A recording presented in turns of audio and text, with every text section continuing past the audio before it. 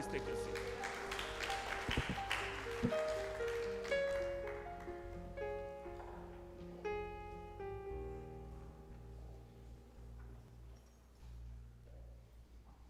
Wow, thank you, Brother Frank.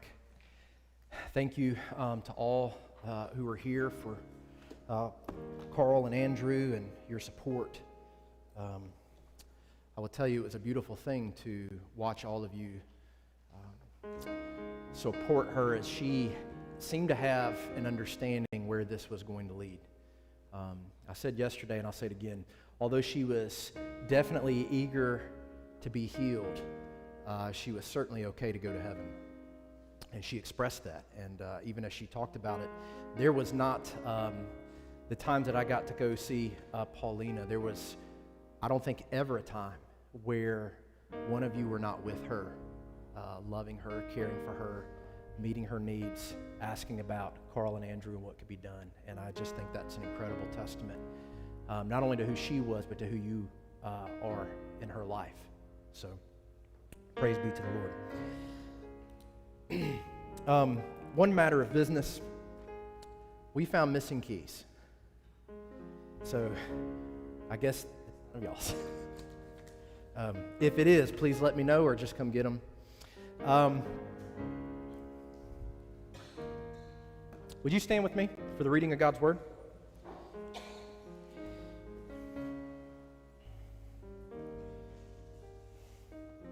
I haven't been familiar with, Julie asked me yesterday after attending the funeral, she said, can we become Ghanan? I was like, well, I don't know how that works, but I don't think so. But I hope that it's okay today. As I discussed with Frank, I said, should I share something special on this occasion, or is it okay if we continue in our series? And he said that it would be okay if we continued in our series. And so we have been in Matthew's Gospel now for, I think, over a year. So we are in Matthew chapter 5. I'm going to be reading Matthew chapter 5, verse 31 and 32. And I'm just the messenger. Be mad at Jesus, not me. I just do what I'm told. So we're going to discuss some hard things today. It was also said, as Jesus spoke to his disciples, it was also said, whoever divorces his wife, let him give her a certificate of divorce. But I say to you that everyone who divorces his wife except on the ground of sexual immorality makes her commit adultery. And whoever marries a divorced woman commits adultery. The word of God for the people of God. And if you would say together with me, thanks be to God. You may be seated. This is not an easy text for today. In fact, it's very ironic today that we have some weddings coming up. This was not planned. Tisha, wherever you are, and David, there y'all are in the back. Yep, give a shout out. They're getting married here in this upcoming next month. Yeah, that's fine. Go ahead. And Charlie and Allison, who it's like forever away, but getting married soon. Yes. And so this was not planned, but y'all happen to be here, so just take it for what it is. There are some hard questions to ask about this passage. I really struggled. I was like, Lord, really? Like, you know, this is a hard one. So divorce is a touchy subject. It's close to home for a lot of people. America's 2022 divorce percentage is predicted to be 45% plus in the year 2022. Our question today is, how do we understand Jesus' bold statements about divorce and adultery here? And does he really mean what he says?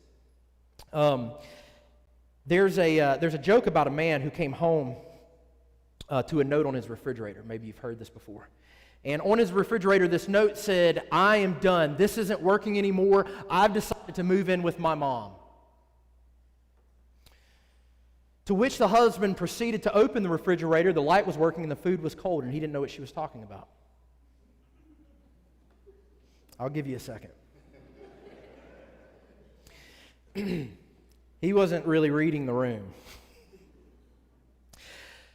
If this is a touchy subject for you, maybe you're struggling in your current marriage, maybe you've been divorced, maybe you've been through hardship, maybe you've made mistakes.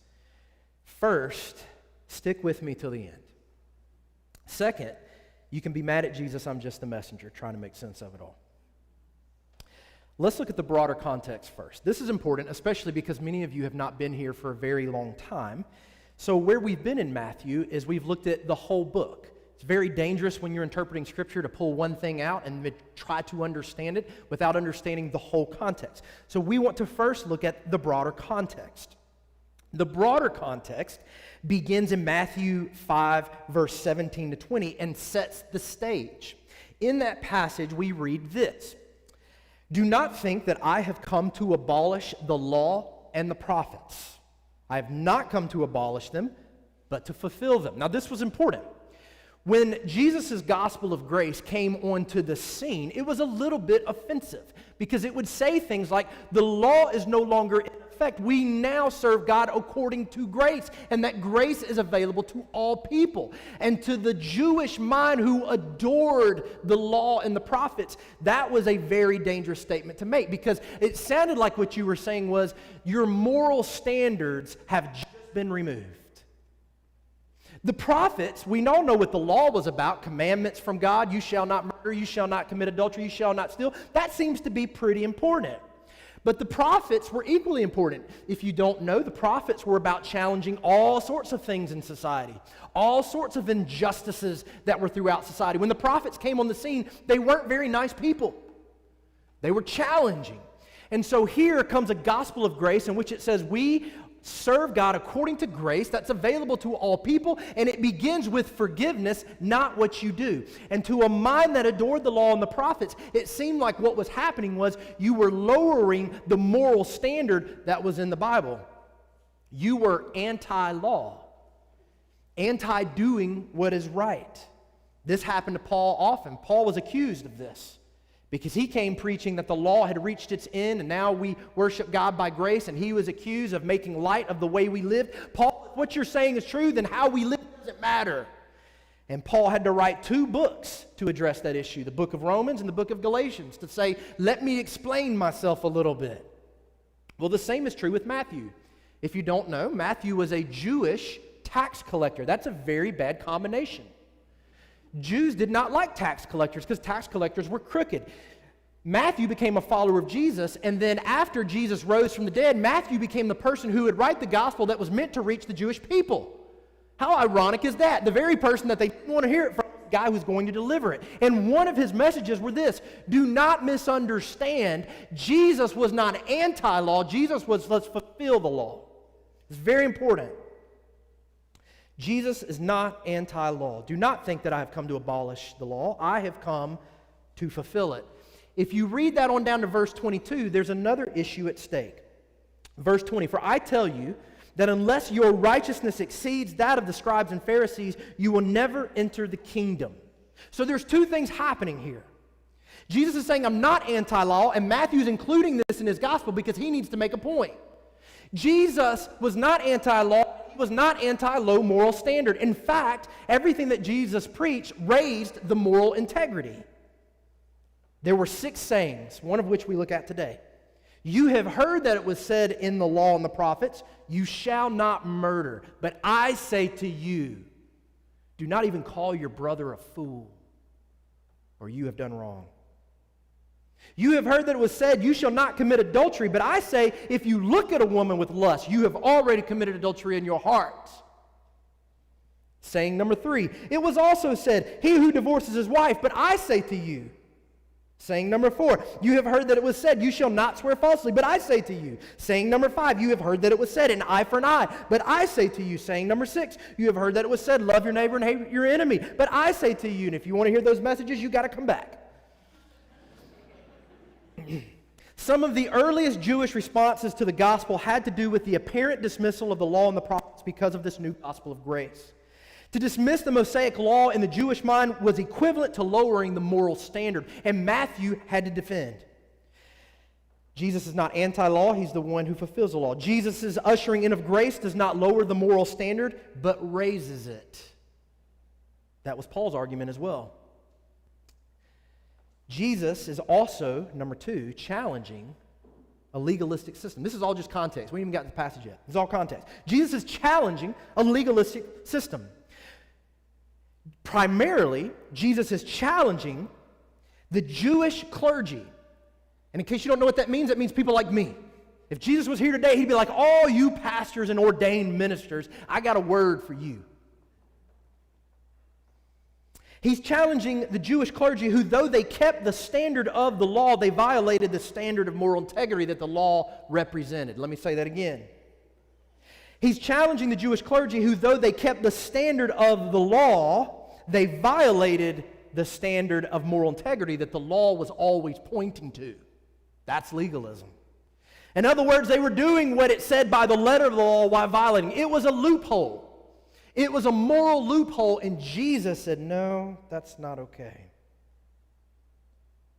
At first, when we read the crazy high standards of Jesus, especially in the Sermon on the Mount, I think that it's at first frustrating. You read it and you're like, that's so hard, Jesus. Come on. That's why this is grace, because it's so hard and nobody can do it. But Jesus seems to really mean that this is what he means.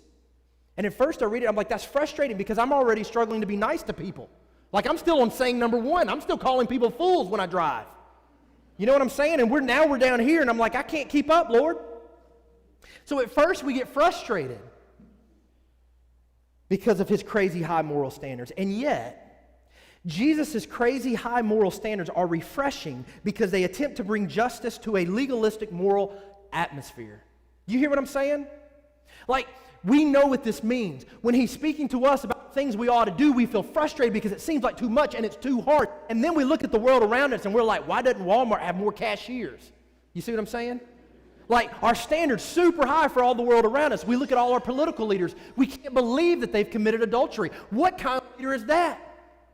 We look at all the people around us. We look at the clergy. We look at politicians. And we think that they ought to be living a morally upright, righteous life. While we go, but Jesus, that looks really, really hard. This is my point. There's a sense in which I think hearing this from Jesus is refreshing. Is refreshing because it brings justice to what people ought to be in their heart. That's okay. We love babies here. Jesus arrives with a whole new system where forgiveness and mercy triumph, but where moral flippancy is absolutely forbidden. Did you hear that? Jesus brings a whole new system in which pardon and forgiveness and mercy are a part of the whole new system, but moral flippancy isn't. Which means you can fight, struggle, fail, and get forgiven, but it's not okay to not care. Jesus' high moral standards here are not given in order to cast shade on your mistakes or to deepen your guilt. They are meant to cast light on the direction of the kingdom. It's not about what you have done, there's pardon for that, but about where you are heading. Jesus is speaking to the seeking, and that's important here. Jesus isn't standing on a corner on some street and speaking to crowds of people who don't want to hear what he has to say. He's not pulling somebody aside who doesn't believe. He's talking to people who said, we gathered because we want to be a follower of you. And he's saying, if you want to be a follower of me, let me tell you what that looks like. Now I'm speaking to you. He wasn't pulling aside crowds of people that were simply on their way to Disney World in order to tell them that they're really bad at life. He was speaking to a people who already had it in mind. I want to know what to do and how to do it to enter the kingdom.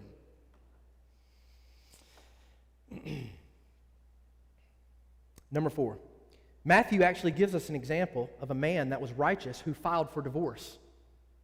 Maybe you didn't know that. Matthew chapter 1, verse 19 to 25. Her husband, speaking of Mary, Joseph, being a righteous man and unwilling to expose Mary to public disgrace, planned to divorce her quietly.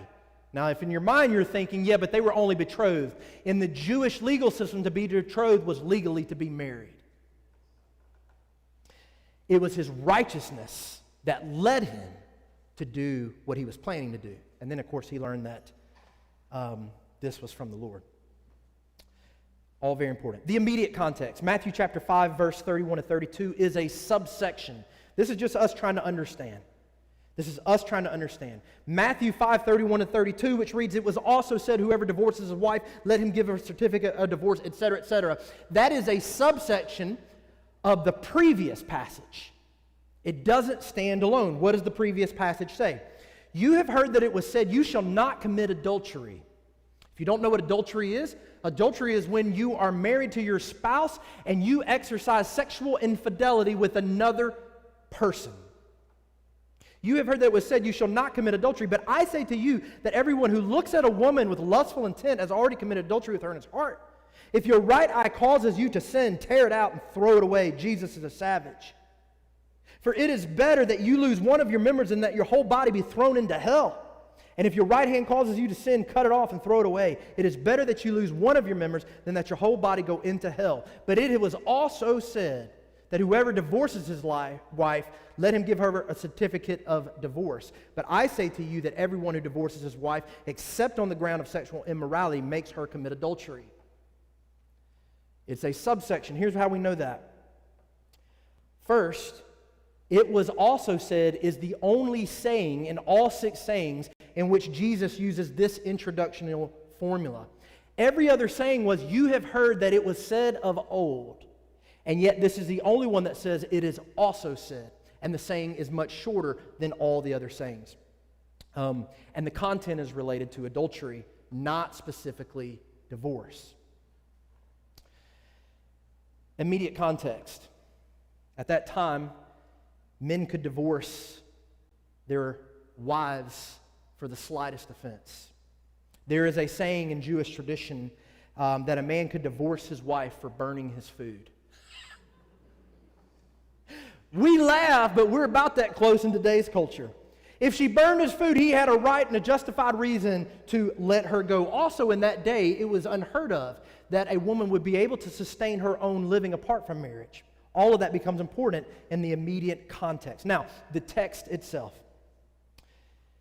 It says this, it was also said, whoever divorces his wife, let him give her a certificate of divorce. Verse 32, but I say to you that everyone who divorces his wife except on the ground of sexual immorality makes her commit adultery. That's going to need some explaining, right? And whoever marries a divorced woman commits adultery, also going to need explaining. 3 things here that I think seem difficult when I first read it. The exception to impermissible divorce is an act of adultery. In other words, is what Jesus is saying is divorce is never okay unless there's an act of adultery. Well, what do we do in the case of significant physical, emotional, or sexual abuse? In those cases, would it be justified? He also says when you divorce your wife, you turn her into an adulterer. What in the world could that mean? And if you married a divorced woman, you yourself are an adulterer. That seems difficult. In context, which we have already covered, speaking to a culture of legalism, where there are low moral standards of integrity, where specifically men can obey the law while violating the integrity of the law, and where it was not feasible for a woman in that day to be able to sustain a living apart from marriage, Jesus is challenging. I'm telling you what the situation is. Jesus is challenging the ease and moral flippancy. Jesus is challenging the ease and moral flippant. Y'all know what flippant means? That means you're not taking it very serious. You know what I'm saying? Like flippancy is like, like, we'll see. You know what I mean? We'll see how it goes. That's flippancy. Jesus is challenging the ease and moral flippancy and the creative ways in which men continue to be closet adulterers. That's what I believe is happening in this passage. Now, you might think that I'm going too far one direction. I'm going to that's why I said stick with me, people. Hang with me. Jesus is challenging the tricky ways in which the men of the time found loopholes to fulfill their own selfish desires. And he won't have it. The text is saying this. This is my very paraphrased translation. And then I'm going to draw some conclusions. The text is saying this. When you divorce your wife, keep in mind this is in a very specific cultural context. When you divorce your wife, you are putting her in an unfair situation where she must violate her union before God in order to survive. And that is on you. That's what he's saying when he says you make her an adulterer. The only exception to this, as seen in the case with Joseph, is in the case of adultery. Otherwise, you are the cause of this problem that you then turn around and condemn in this woman.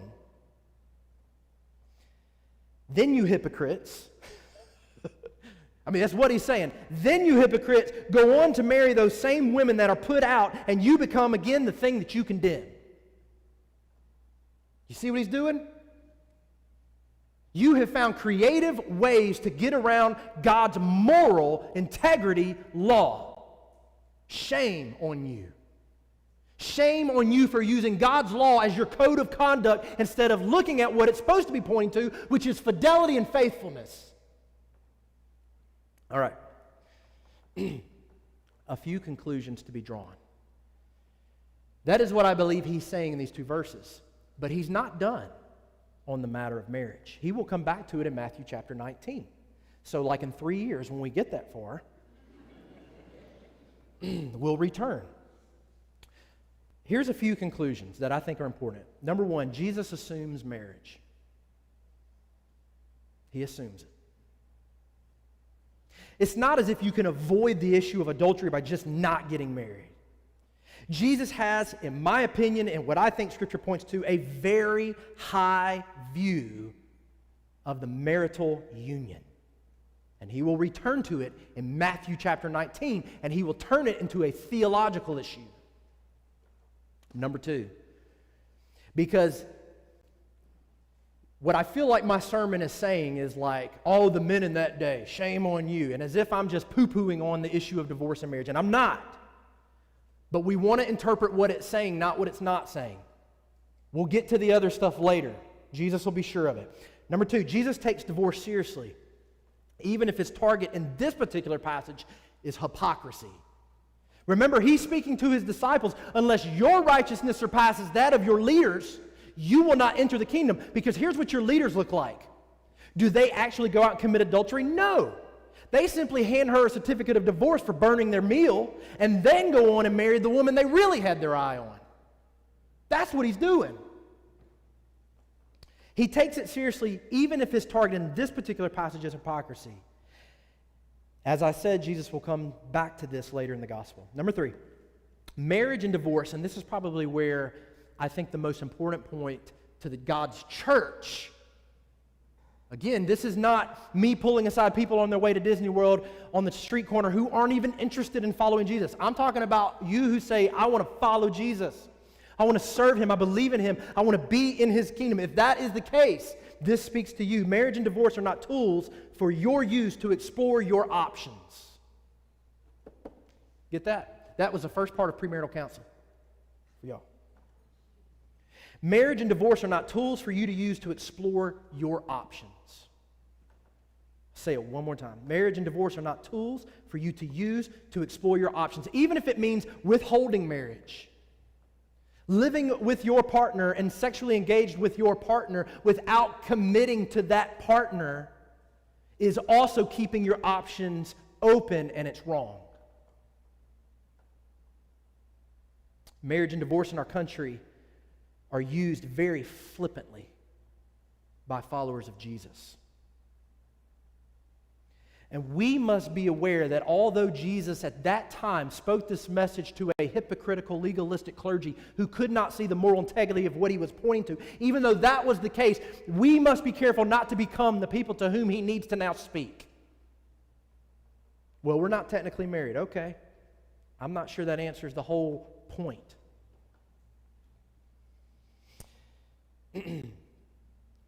We cannot treat it flippantly.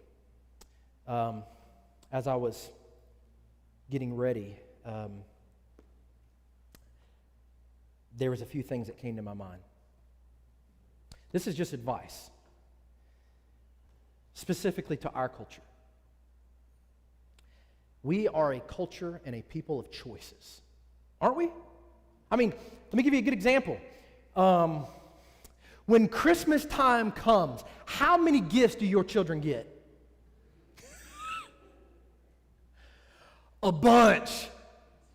You know what I'm saying? And here's what happens when your kids get a bunch of options of Christmas toys to play with at Christmas. They wake up on Christmas morning, they're so excited, and they open the first gift, but when they open the first gift, they realize there's 30 more.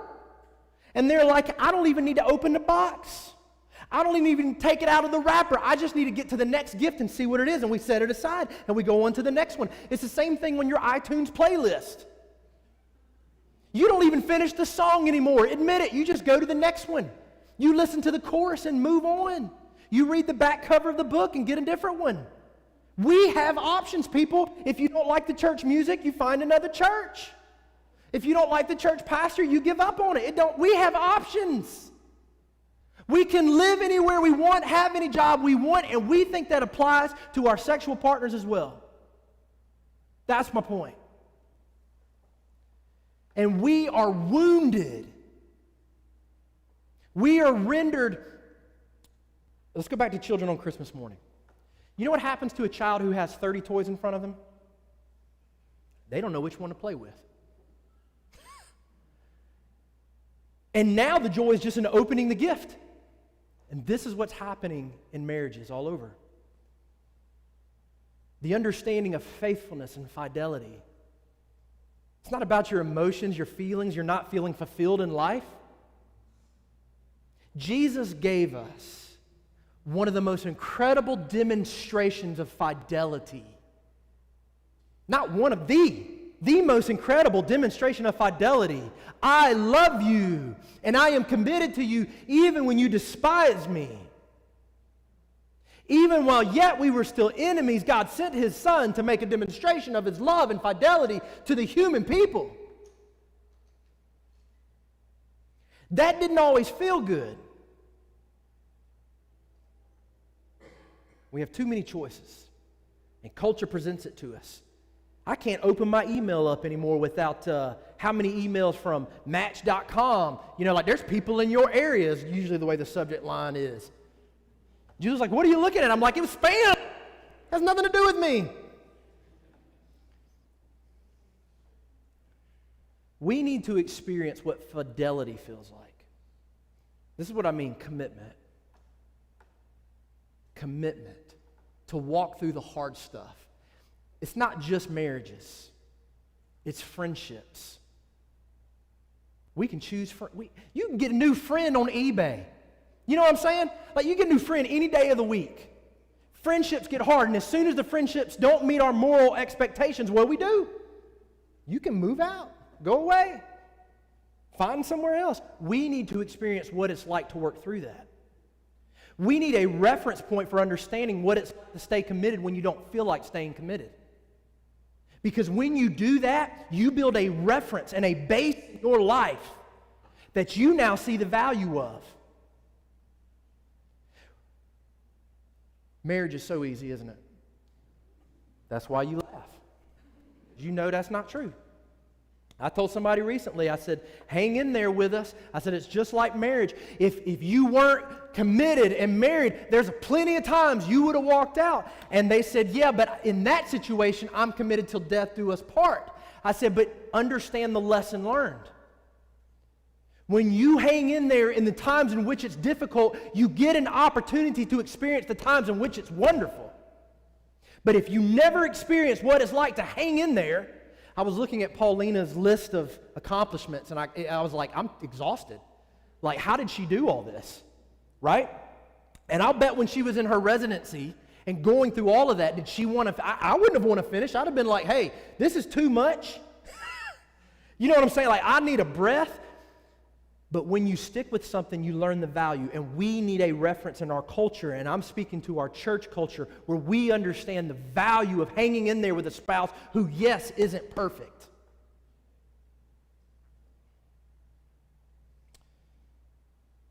And then finally, we are too in our feelings. Now, I'm a person of feelings. I love my feelings. I'm very emotional. I cry, I get angry, I yell at people. Not you, other people. But we are a people too obsessed with our feelings and not enough in our doings. Y'all don't all know. For our visitors, I've been in my own season of depression. I won't bore you with all of those details. But what I find I have to do is when I'm all caught up in my feelings and the things where I think somebody did me wrong or didn't care, didn't value, or didn't protect me, or didn't tell me how awesome my message was, even though it was the best sermon they ever heard and they know it.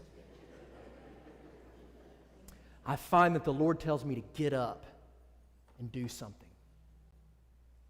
Get up and move. My family was not the kind of family, we didn't say I love you a lot. Now we do now, growing up. But it was not that way when I was young. It was, I think, kind of an awkward thing. And if any of you have experienced that, you know what that's like. It's like, how do you, it's just, there are conversations that are weird. You know what I'm saying? But here's the thing. If you want to get better at it, you've got to embrace the awkwardness that comes with learning how to do it.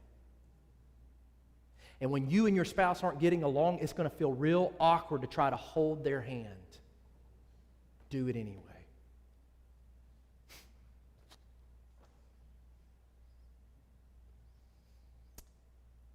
In fact, it's probably a good time to do it. Would you stand with me?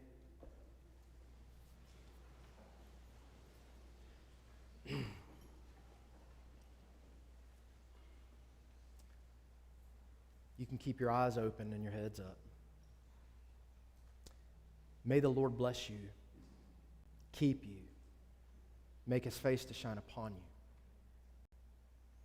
Father, thank you for showing us a different way, a way for us to model, an ideal for what it means to be a follower of you, and the grace and pardon that accompanies our failure to do so. In Jesus' name, amen. And if you would, remain for just a moment. Please be seated.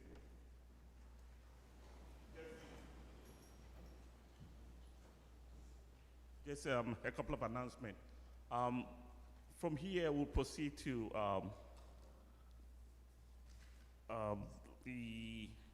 let me read the address.